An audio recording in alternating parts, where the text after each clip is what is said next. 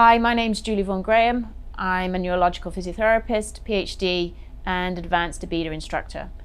And I'm here to tell you a little bit about myself and how I've come to be where I am today. So, I was always interested in neurological physiotherapy. I was always interested because the patient was a puzzle. It intrigued me. It was challenging, but I was struggling. I was struggling with my patients, and I was at a crossroads, and wasn't sure whether I was actually going to stay in the profession or go and maybe pursue something different. Fortunately, a colleague of mine suggested that maybe I should go on a bobath course and check it out, see what it was all about. So I did. And one of my patients was the patient demo on that course. That course changed my career. It made my career because that bobath instructor treated my patient and had my patient doing things that I didn't even think were possible, remotely possible for that patient. And it was that experience and watching that unfold in front of my eyes. I wanted to be able to do that.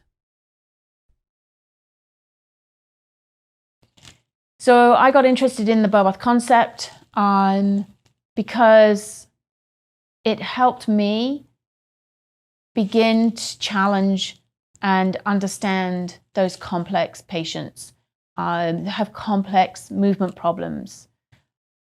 The bobath concept is all about changing how people move. It's about movement performance. It's about returning them or helping them regain the movement that they had pre-injury, pre-lesion. And so it's more than just practicing a task. It's not about just learning to do a task and just practicing that. It's how do you do that task? How do you sit to stand? How do you step and walk? And so the bobath concept taught me about how to manipulate sensory input so that I could help the patient change their motor output. And it revolves around the clinical reasoning and treating the individual. So it helps me problem solve through the clinical presentation that is in front of me. And I've always been really interested in education. So I became interested in the bobath concept, and then I went down the path of becoming a bobath instructor. And so I've traveled the world, and every patient is different. No matter what country I'm in, no matter what language we're teaching in, and so I over this time have had lots of experiences of different patients in different cultures, but they all want the same thing. They all want to move more easily, more fluid. They want to try and get back to how they were living their life before. So the bobath concept gives me a different way of looking and analyzing a person's movement problem. And my goal as becoming a bobath instructor was to help other therapists begin to be able to explore the potential in their patients as well. So after about 20 years of being a clinical neurological physiotherapist, I decided that perhaps going back into postgraduate education would be a good idea. So I went back and did my master's and then went on to do my PhD. My PhD studies revolved around clinical reasoning. So understanding why a therapist does what they do rather than just what they do. So clinical reasoning is the very essence of clinical practice. It's how we understand the clinical presentation, how we make hypotheses about why the person is moving the way they're moving, and then seeking to change that, to influence how that person is moving, to help them do the things and return to the tasks, the activities that they want to do. So my PhD studies focusing around clinical reasoning goes very much hand in hand with what I do in clinical practice, and what I do in terms of clinical education, in terms of helping therapists figure out what is going on, how they can align the neurophysiology, the medical diagnosis with the clinical presentation, and then how do they then seek to change that. I also wanted to make a contribution to the evidence base. As a clinician, one can be very critical of the neurorehab evidence base, because how we conduct our studies isn't really aligned with clinical practice. However, running research is really challenging, it's really hard, and it's really hard to do well.